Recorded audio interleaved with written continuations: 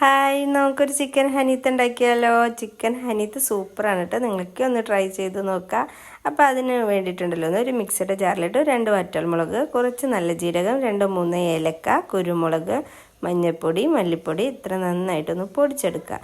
പിന്നെ butter മിൽക്കിലിട്ട chicken ഇട്ടൊന്ന് ആ ചിക്കനിലിട്ട് മസാല എല്ലാം ഇട്ട് കൊടുക്കുക. അതിനകത്തിട്ട് ആവശ്യമായ മുളക് പൊടി ചേർത്ത് കൊടുക്കുക. ആവശ്യത്തിന് ഉപ്പും ചേർത്ത് നന്നായിട്ട് കൈ കൊണ്ടും മിക്സ് ചെയ്തെടുക്കണം.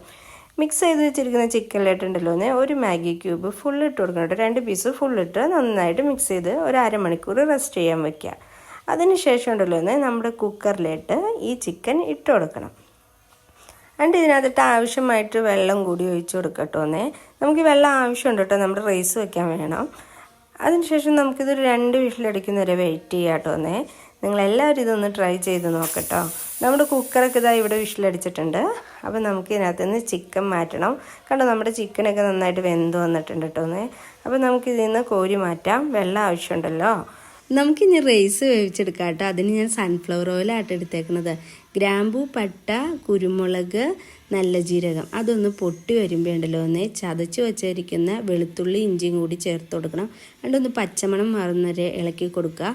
ഒരു 3 സവാള കട്ട് ചെയ്തത് ഇട്ട് കൊടുക്കുക. അതൊന്ന് ജസ്റ്റ് ഒന്ന് വാടിയാൽ മതി കേട്ടോ. എന്നിട്ട് ഒരു 4 തക്കാളി പേസ്റ്റ് ആക്കിയത് അതൊന്ന് ഒഴിച്ച് നന്നായിട്ട് ഇളക്കിയെടുക്കണം. അപ്പോൾ അതിൻ്റെ വെള്ളം ഒന്ന് ജസ്റ്റ് ഒന്ന് പറ്റി വരുമ്പോൾ നമുക്ക് അതിനകത്തിട്ട് നമ്മൾ നേരത്തെ എടുത്ത് വെച്ചിരിക്കുന്ന ആ ചിക്കൻ്റെ വെള്ളം ഉണ്ടല്ലോ അത് ഒഴിച്ച് കൊടുക്കാം. പിന്നെ ഒരു മുറി നാരങ്ങ കൂടി പിഴിഞ്ഞെടുക്കണം.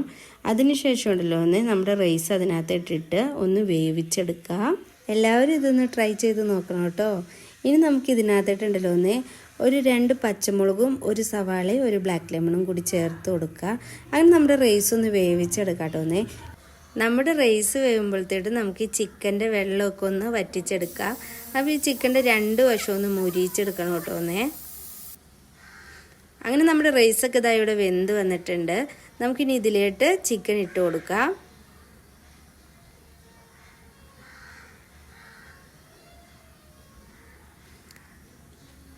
അങ്ങനെ നമ്മുടെ ചിക്കൻ ഹനീത്ത് ഇതാ ഇവിടെ റെഡി ആയിട്ടുണ്ട് കേട്ടോ. നല്ല യമ്മിയാണ്, നല്ല ടേസ്റ്റിയാണ്. എല്ലാവരും ഒന്ന് ട്രൈ ചെയ്ത് നോക്കുക.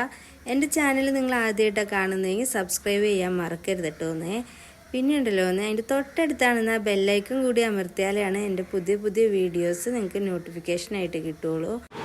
എന്നെ നിങ്ങളെല്ലാവരും സപ്പോർട്ട് ചെയ്യുന്ന ഓർത്തുകൊണ്ട് നമുക്കിനി ഒരു പുതിയ വീഡിയോ ആയിട്ട് വരാം. അതുവരെയായിരിക്കും എല്ലാവർക്കും അസ്സലാമു അലൈക്കും.